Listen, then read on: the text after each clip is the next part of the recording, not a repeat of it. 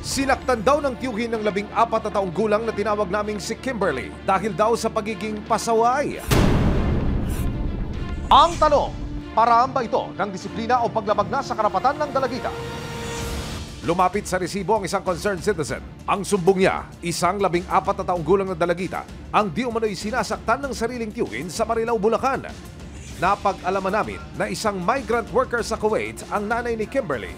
8:43 ng gabi, dito po sa ating tanggapan, makakausap po natin sa pamamagitan ng video call ang ina ng batang pinagbuhatan ng kamay. So, 3:00 ng hapon po doon sa Middle East ngayon. Ma'am Rowena, nakikita ko sa isang larawan dito, meron siyang pasa sa bandang tuhod. Ano ho? Ayon sa kwento, sa sumbong sa inyo, paano ho niya ito tinamo? Pinalo po ng kahoy ng tito niya. Ano pa hong ginagawa? Bukod dyan sa pamamalo ng kahoy na yan, ano pa nakarating sa inyo ho? Doon po ako na doon sa tama niya sa tenga. Paano raw yung tenga na yon? Pinalo daw po yun eh. Kahit sino naman po siguro magulang. Ano nang makakarating na balita. Makikita mo ganun yung sitwasyon. Aminado na ako, sir. Ang bata ngayon, sobrang tigas ng ulo. Pero dapat hindi ganun ang way ng ano. Sa pamamalo nila, hindi naman napapatino eh.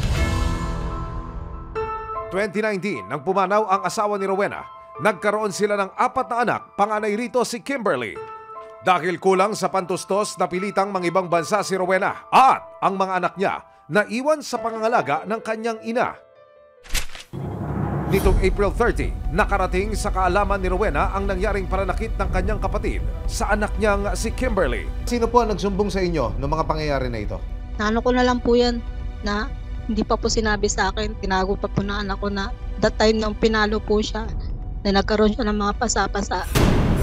Pinalo po kasi yan kasi dahil umuwi yan ng ano yata ng 10 oras na ng gabi. Sa tulong ng mga opisyal ng barangay, nalaman namin na nakarating na si Kimberly sa bahay ng isang concerned citizen. Agad siyang dinala sa tanggapan ng barangay. Dito, kinuna siya ng testimonya ng isang social worker. Patingin niya pa sa... Kwento niya, nagsimula ang pananakit sa kanya ng tiyuhin na kinilalang si Manolito Mariano noong 10 taong gulang pa lamang siya. Noong time po na nagsimula ng grade 4 po ako. Kasi po yung time na umalis po ako, pumunta po ako sa klase ko, tapos hindi po ako nakapagpaalam sa lola ko. Tapos kinagabihan po, natutulog na po kami. Bigla pong pumunta tito ko, lasing po, tapos pinalo po ako ng kahoy sa katawan. Doon po ako nagising pero hindi ko po namalayan, parang po tulog yung diwa ko pero gising yung mata ko. Kinabukasan po, nagulat na lang ako, puro pasana po katawan ko. Ang pananakit ng tiyuhin, hindi lang daw minsan nangyari. Nag-ulit-ulit na po yun nung simulat po na tinatawag na po siya ng lola ko. Pag di na po ko kayang disiplinahin, doon na po siya sa tito ko dumadiretso. Mula noon, takot na raw ang nararamdaman ni Kimberly tuwing makikita ang tiyo Manolito niya.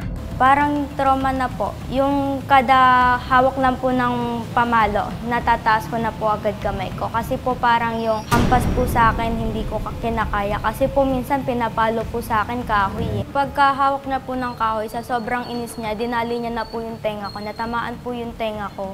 Tapos parang dumaplis din po sa may ulo. Kaya pagkatapos po nung pagkapalo sa akin sa tenga, lagi na po ako nahihilo. Parang hindi ko na po kinakaya yung hilo ng nag-aano sa akin. Base po doon sa salaysay ng bata, sinaktan siya ng kanyang tiyuhin kapag sumagot-sagot po sa lola. Kaya pumunta po siya kay concerned citizen. Last Saturday po, doon siya sinaktan. And then ngayon lang po, nakarating sa barangay yung problem, kaya ngayon lang po namin siya na-assist. Nang gabing iyon, dinala muna ng social worker sa bahay ng kanyang tiyakin si Kimberly. May 7, ipinatawag ng barangay si Manolito. Sumama rin ang lola ng dalagita. Aminado naman daw si Manolito na nasasaktan niya ang pamangkin. Paano po yung way ng pagpalo? Pinalo ko po siya sa binti eh. Pinalo ko yan, alam niya. Ewan ko kanino mga pinagsusumbong. May lumalabas yung masakit daw ulo niya, pinalo raw sa ulo. Sa tenga daw po. Sa tenga. Sinampal ko po siya dahil sinasagot niya yung lola niya. Pinalo niyo po sa binti, ito po ba yun? Kasi may pasa po kami. Pinalo ko po talaga yan. So talagang ito Apo. po dahil sa pagpalo niyo? Opo, pinalo ko po talaga yan. Ilang sandali pa, tumawag mula sa Kuwait ang ina ni Kimberly na si Rowena. Ma'am Rowena? Anong plano mo kay Boy? Kaya mong tanggapin na gano'n ang kapatid mo?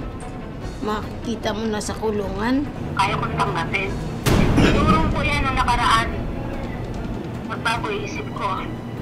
Dahil hindi ako kasing walang hiyanin ng tao yan. Marunong pa rin ako. Meron pa rin Tuloy ah. nararamdaman bilang kapatid niya. Ano sinabi niya sa akin? Kaya wala naman na itutulong sa'yo. Ano ba at sumbong mo ang mga pinagsasasabi mo niya? Bakit ganyan ang galit mo sa atin? Nakausap din ni Rowena ang kapatid na si Manolito. Oh, hello. Ikaw na nagsabi, di ba? Pare-parehas tayo may pagkakamali. Ngayon, ang naging mali ko, minahal ko yung mga anak mo. Nasasaktan ko yan bilang disiplina sa kanila. Ewan ko bakit masyado yung binibig issue. Ayaw ninyong nakakanti yung anak ninyo. Ikaw ang lumagay dito sa katayuan ngayon kung ikaw ang nandito. Di ba't lagi mo nakahagupit yung mga anak mo? Paano na kung wala ako? Yung nanay natin, minumura-mura lang nila. Sinasagot-sagot na lang nila. Buti nga nandito pa ako eh. Kaya sabi ko sa kanila, habang buhay ang lola nyo, mahalin nyo.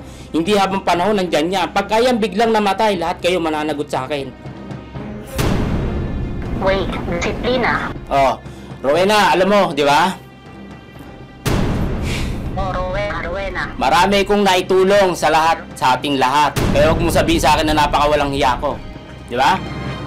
May mga batas na nangangalaga sa karapatan ng mga menor de edad. Ang pananakit sa mga bata ay paglabag sa Republic Act 7610 o Special Protection of Children Against Abuse, Exploitation, and Discrimination Act. Sa akin, masasabi ko lang naman nun, karapatan niya talaga yung bilang ina.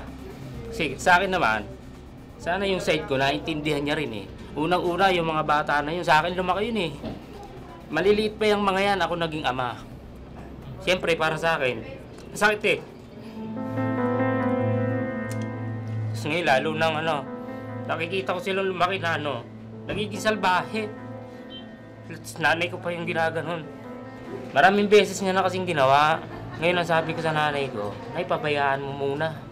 Total kung ano gusto niya eh. Pag kayang ka ako nagkamali, matututo yan.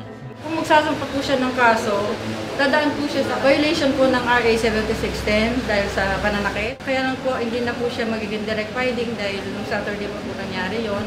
Pwede po regular filing po. Sa pamamagitan ng ating programa, mga kapuso, namagitan ang barangay at naging matagumpay ang paghaharap ng magkabilang panig. Sa pinakauling impormasyon na ating nakalap, nagpasya na ang tiyuhin ng mga bata, pati na ang kanilang lola, na lisanin ng bahay. Sa mga sandaling ito, masasabi nating nasa mabuting lagay na ang mga bata. Nito lamang Martes, binisita namin sina Kimberly. Nangako rin ang social worker na titignan ang kalagayan ng mga bata.